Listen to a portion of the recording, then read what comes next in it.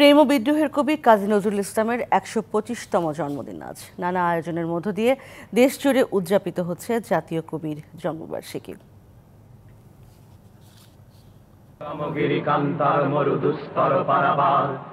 সততার ঐশ্বর্যমণ্ডিত দারিদ্র্যকে খ্রিস্টের সম্মানের সাথে তুলনা করা কাজী নজরুল ইসলামকে বাংলাদেশের জাতীয় কবির মর্যাদা দিয়েছিলেন বঙ্গবন্ধু শেখ মুজিবুর রহমান।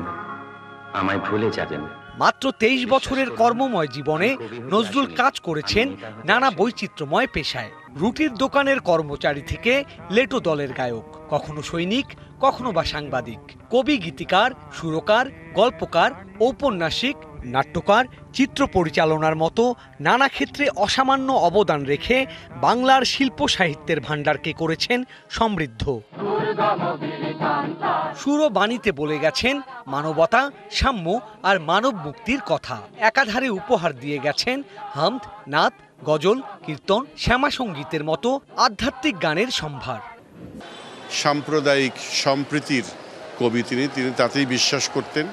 জীবনের শেষ সময় পর্যন্ত তিনি বলে গেছেন সকল ধর্মের মধ্যে যাতে তিনি মিল করতে পারেন। স্বাধিকার আন্দোলন, ৬৯-এর গণঅভ্যুত্থান এবং মুক্তিযুদ্ধ। 40% বেশি গ্লো, বিশ্বের ১ নম্বর গ্লো ক্রিম, নতুন গ্লো এন্ড লাভলি। সবসময় আমাদের অনুপ্রেরণা ছিলেন নজরুল, তার গান, তার কাব্য এবং তার যে স্পিরিট, এবং তিনি যে সৃষ্টির উন্মাদনায় ছিলেন, সেখানে সাম্যের কথা বলেছেন, অসাম্প্রদায়িক কথা বলেছেন এবং মানবতার জয়গান গেয়েছেন।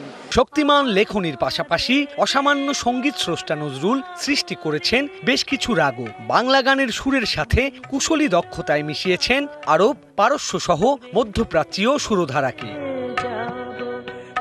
অসাম্প্রদায়িক চেতনা আর শোষিতের পক্ষে চিরসোচ্চার কাজী নজরুল ইসলাম তাই যুগে যুগে প্রেরণা জুগিয়ে যান গণমানুষকে।